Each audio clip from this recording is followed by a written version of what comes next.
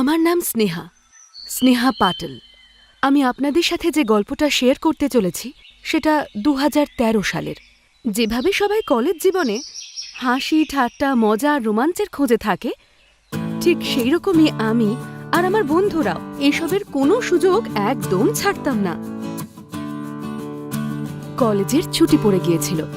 আমরা সমীরের আউট হাউসে গিয়ে পুরো ২ সপ্তাহ থেকেছিলাম। কিন্তু আমরা যেদিন ওখান থেকে ফিরে আসছিলাম তখন হঠাৎ জঙ্গলের রাস্তায় হর্ষিত জিপটা থামিয়ে দিল।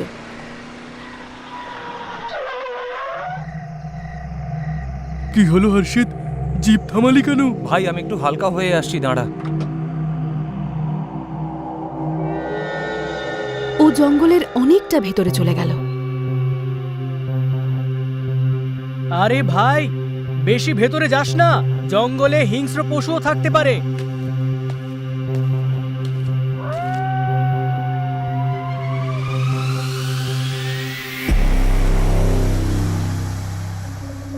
হে গাইস, তাড়াতাড়ি এদিকে আয়।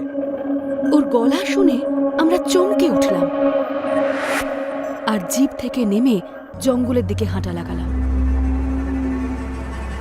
আমরা দেখি যে ও একটা গুহার সামনে দাঁড়িয়ে কিছু একটা দেখছে। সবাই একবার দেখ, দেখে তো মনে হচ্ছে এটা একটা গুহা।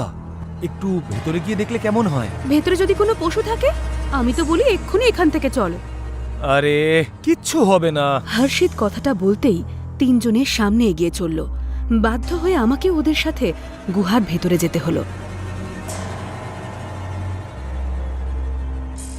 গুহাটার ভেতরটা খুব ভয়ঙ্কর দেখতে লাগছিল।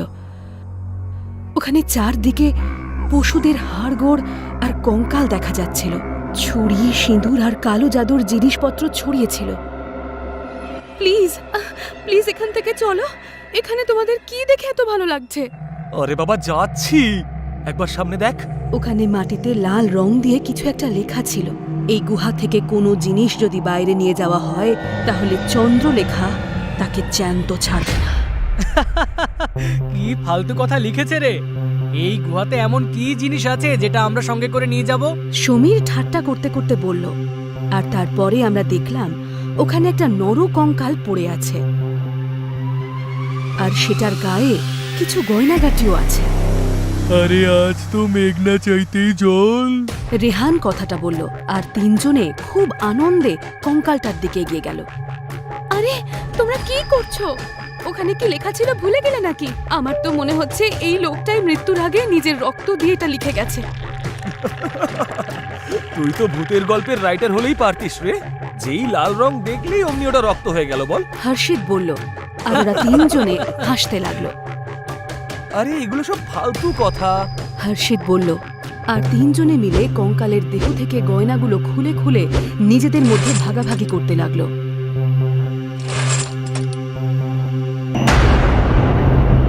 রেহান ওটার গলা থেকে হার খুলে নিল। হর্ষিত ওটার আঙুল থেকে 2টো আংটি খুলে নিল আর সমীর ওটার হাত থেকে বালা খুলে নিয়ে তক্ষুনি নিজের হাতে পরে নিল। আমি বারবার বারণ করা সত্ত্বেও ওরা কেউ কথা শুনল না। আর রাত বাড়তে আমরা যে যার বাড়িতে চলে গেলাম। কিছুদিন পরে এক রাতে সমীর যখন ঘুমোচ্ছিল তখন ও হঠাৎ ডোরবেলের আওয়াজ শুনতে পেল আর ওর চোখ খুলে গেল। ও উঠেই ঘড়ির দিকে তাকালো, দেখল ঘড়িতে রাত 12:30 বাজে। এত রাতে কে আসতে পারে? কথাটা বলে সমীর খাট ছেড়ে উঠল আর দরজার দিকে এগোলো। যেই ও দরজা খুলে সামনের দিকে তাকালো ও একেবারে চমকে উঠল। সামনে নীল শাড়ি পরা এক সুন্দরী মেয়ে দাঁড়িয়েছিল। ওর ফর্সা শরীরে নীল শাড়িটা খুব সুন্দর মানাচ্ছিল। আপনাকে তো ঠিক চিনলাম না। তুমি বাড়িতে আসা অতিথিকে ভেতরে ডাকো না? হ্যাঁ, ক্ষমা করবেন, প্লিজ আসুন না। সমীর কথাটা বলতেই ওই মহিলা ভেতরে চলে এলো আর সমীরের দিকে তাকিয়ে রইল। আপনি এখানে কেন এসেছেন? আমি কি আপনাকে চিনি? ও সমীরের কবজির দিকে তাকিয়ে বলল, এই বালাটা তুমি কোথায় পেলে? সেটা জেনে আপনি কি করবেন? প্রথমে আপনি হঠাৎ আমার বাড়িতে ঢুকে পড়লেন, তারপরে এভাবে আমার জিনিসপত্রের খোঁজ নিচ্ছেন। আপনি কে বলুন তো? এই সব শুনতেই ওই মহিলার হাব ভাব বদলাতে লাগলো। রাগে ওর মুখটা আগুনের মতো গনগন করে জ্বলতে লাগলো।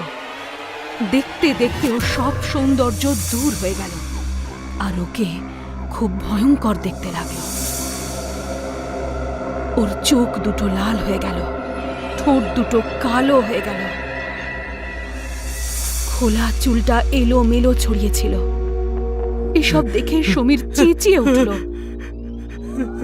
আর ও দৌড়ে দরজার দিকে গেল। দরজাটা কিছুতেই খুলছিল না।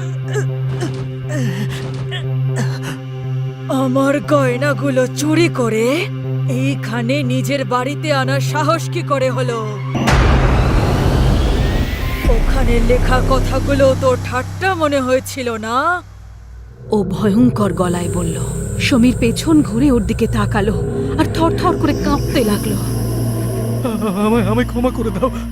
তোমার এই বালাটার সাথে আমার এই ঘর থেকে তোমার যা ইচ্ছে নিয়ে যাও, কিন্তু আমায় ছেড়ে দাও।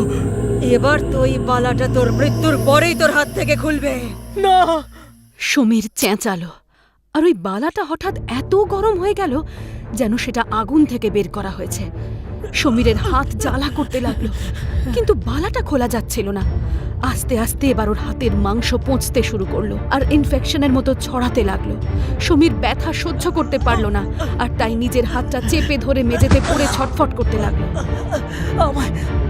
আমায় ক্ষমা করে দাও, আমায় ক্ষমা করে দাও। ওই লোকটাও এই ভুলটাই করেছিল, যার লাশ থেকে তোমরা সবাই আমার গয়না চুরি করে এনেছো। মরার আগে লোকটা নিজের রক্ত দিয়ে ওই কথাগুলো লিখে গিয়েছিল, কিন্তু তোমাদের ফালতু মনে হয়েছিল না? তাহলে এবার মরো। কথাটা বলে চন্দ্রলেখা ওখানেই দাঁড়িয়ে নিজের চোখে সব কিছু দেখতে লাগলো। হাত হয়ে সে ইনফেকশন সারা শরীরে ছড়িয়ে পড়ল। ওর সারা শরীরটাই পচে গিয়েছিল, আর ও মৃতপ্রায় অবস্থায় চিৎকার করলো, শেষ নিঃশ্বাস ত্যাগ করল। চন্দ্রলেখা সমীরের মৃতদেহটাকে দেখে ভয়ঙ্করভাবে হাসতে লাগলো।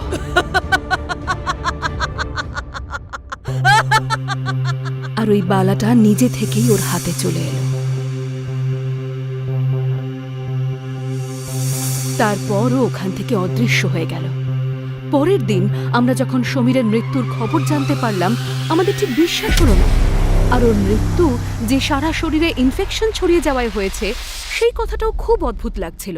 সেই রাতেই হর্ষিত যখন নিজের বাড়িতে ফিরছিল, তখন ওর গাড়ির ব্যাক সিটে ও চন্দ্রলেখাকে বসা অবস্থায় দেখল। ও যেই গাড়িটা থামিয়ে পেছনে দেখল, তখন কেউ ওখানে ছিল না। থ্যাংক গড বলেও একটা দীর্ঘশ্বাস ছাড়ল। আর যেই ও স্টিয়ারিংয়ে রাখা নিজের হাতের দিকে লক্ষ্য করল, সেই ও চমকে উঠল। ওর আঙুলেও ইনফেকশন ছড়িয়ে পড়ছিল, ঠিক যেমন ইনফেকশন সমীরের শরীরে ছড়িয়ে পড়েছিল।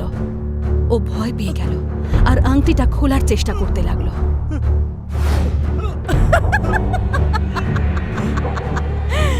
বিনা অনুমতিতে আমার গয়না গুহা থেকে তুলে এনেছিলে না? এবার এটাই তোমাদের মৃত্যুর কারণ হবে। এই গলাটা শুনে হর্ষিত খুব ভয় পেয়ে গেল, আর ও এদিক ওদিক তাকিয়ে দেখল, কিন্তু কাউকে দেখতে পেল না। এবারও বুঝতে পারছিল যে গুহার মেঝেতে যা লেখা ছিল তা একটুও ভুল ছিল না। ও তক্ষুনি ফোনটা তুলে আমায় কল করল। Hello hello hello Sneha. ওর ভয়ার্ত গলার আওয়াজ শুনে আমিও ভয় পেয়ে গেলাম। কি হয়েছে হর্ষিত? কি হয়েছে? তুই এক্ষুনি রেহানকে সাথে নিয়ে আমার বাড়িতে এসে দেখা কর, আর রেহানকে বলিস ওর সাথে করে যেন ওই হারটাও নিয়ে আসে যেটা ওই গুহায় পেয়েছিল। আমরা খুব বড় বিপদে ফেসে গেছি। আরে কি হয়েছে সেটা তো বলো। তোরা শুধু শিগগিরই আমার বাড়িতে চলে আয়। কথাটা বলেই ও ব্যথায় কোঁকিয়ে উঠল। ঠিক আছে, আমি আসছি। কথাটা বলে আমি ফোনটা কেটে দিলাম, আর তক্ষুনি আমি রেহানকে নিয়ে আমার গাড়ি করে ওর বাড়ির দিকে গেলাম। আমরা যখন ওর বাড়িতে পৌঁছলাম, তখন ওকে সোফায় বসে কাতরাতে দেখে আমরা খুব ঘাবড়ে গেলাম। রেহান আর আমি ওর কাছে যেতেই দেখলাম ওর হাতটা কবজি থেকে পুরো সবুজ হয়ে গেছে। ও মাই গড, এটা তো ঠিক সেই রকমই ইনফেকশন যেমন আমরা সমীরের শরীরে দেখেছিলাম। এই সব কিছু এই আংটিগুলোর জন্যই হচ্ছে। এগুলোকে খোলার অনেক চেষ্টা করেছি, কিন্তু খুলছেই না। হর্ষিত যন্ত্রণায় ছটফট করতে করতে বলল, আই কান্ট বিলিভ ইট। আমার কাছেও ওই হারটা আছে, তার মানে আমার সাথেও এরকম ঘটনা ঘটবে। এরকম কিচ্ছু হবে না, আমাদের এখনই ওই গুহাতে গিয়ে এই সব জিনিসপত্রগুলো ওখানে রেখে আসা উচিত। এরপরে আমরা তিনজনে ওই রাতে আমার গাড়ি করে ওই গুহার দিকে চললাম। হর্ষিতের আর্তনাদ শুনতে শুনতে আমারও ভয় লাগছিল। আমি তাও গাড়ি থামালাম না, কারণ আমি জানতাম এই জিনিসগুলো যতক্ষণ না ওই গুহায় রেখে আসছি ততক্ষণ ওদের মাথার ওপরে বিপদের মেঘ থাকবে। 1 ঘন্টার মধ্যে আমরা গুহায় পৌঁছে গেলাম। হর্ষিত তখনও নিজের হাতটা ধরে রেখেছিল, আর রেহান ওর কাঁধে হাত দিয়ে চলছিল। যেই আমরা গুহার ভেতরে গেলাম, হঠাৎ মনে হলো কেউ যেন আমাদের আগে পিছে ঘুরঘুর করছে। আর ঠিক তক্ষুনি চন্দ্রলেখা আমাদের সামনে এসে হাজির হল। কেন এসেছো তোমরা এখানে? এবার কি আমার বাকি গয়নাও নিতে এসেছো? ও প্রচণ্ড রাগ করে বলে উঠল। শুনে আমরা তিনজন খুব ভয় পেয়ে গেলাম। রেহান হাতে যে হাতটা রেখেছিল, ভয়ের চোটে সেটা চন্দ্রলেখার পায়ের কাছে ছুঁড়ে ফেলল। আমরা কিচ্ছু চাই না, প্লিজ আমাদের ছেড়ে দাও। রেহান বলল, আমরা একটা বড় ভুল করে ফেলেছি, প্লিজ আমাদের ক্ষমা করে দিন, আর নিজের গয়না ফিরিয়ে নিন আপনি। হর্ষিত কাঁদো কাঁদো গলায় বলল, না, তুই আমার গয়না পরেছিস, তোকে তো নিজের প্রাণ দিতেই হবে। কথাটা বলে ও ভয়ঙ্কর ভাবে হেসে উঠল। আর তারপর হঠাৎ করে খুব ভয়ঙ্কর রূপ ধারণ করল। ওর ওই ভয়ঙ্কর রূপ দেখে আমাদের তিনজনের মুখ থেকে চিৎকার বেরিয়ে এলো। আমরা তিনজনে ভয়ে বাইরের দিকে দৌড়ে গেলাম। যেই আমরা বাইরে বেরোলাম, ও আমাদের সামনে এসে দাঁড়িয়ে পড়ল, আর ও একটা থাবা হর্ষিতের মুখে বসালো। হর্ষিতের মুখে যেই ওর আঁচড় লাগলো, অমনি ওর মুখ থেকে রক্ত বেরোতে শুরু করলো। আমি ওর হাতটা ধরলাম আর ওকে টানতে টানতে অন্যদিকে ছুটলাম। এক জায়গায় দাঁড়াতেই হর্ষিত নিজের হাতটা ধরে জোরে জোরে চিৎকার করতে লাগলো। আমি আর সহ্য করতে পারছি না, এবার নিজেকে বাঁচানোর আর একটাই উপায় আছে। তুমি কি বলতে চাইছোটা কি? কথাটা শুনেও হর্ষিত কিছু বলল না, আর ও আবার গুহার দিকে ছুটতে লাগলো। আমরা দুজনে ওর পেছন পেছন গুহার ভেতরে প্রবেশ করলাম। ওখানে গিয়েও সেই জায়গাটাতেই দাঁড়ালো যেখানে কঙ্কাল আর কালো জাদু করার জিনিসপত্র পড়েছিল। চন্দ্রলেখা আবার সেখানে এলো আর আমাদের মুখোমুখি দাঁড়ালো। হর্ষিত ওখানে পড়ে থাকা একটা বড় ছুরি হাতে নিল আর চন্দ্রলেখার দিকে তাকিয়ে রইল। হর্ষিত, তুমি এটা দিয়ে কি করছো? যদি আমি বেঁচে থাকতে চাই তাহলে এটা আমাকে করতেই হবে। কথাটা বলেই ও নিজের কবজিতে একটা জোরে আঘাত করলো আর নিজের হাতটা কেটে ফেলল। এটা দেখে আমি ভয়ে চেঁচিয়ে উঠলাম, আর চন্দ্রলেখা হঠাৎ ভয়ানক গলায় জোরে জোরে হাসতে লাগলো।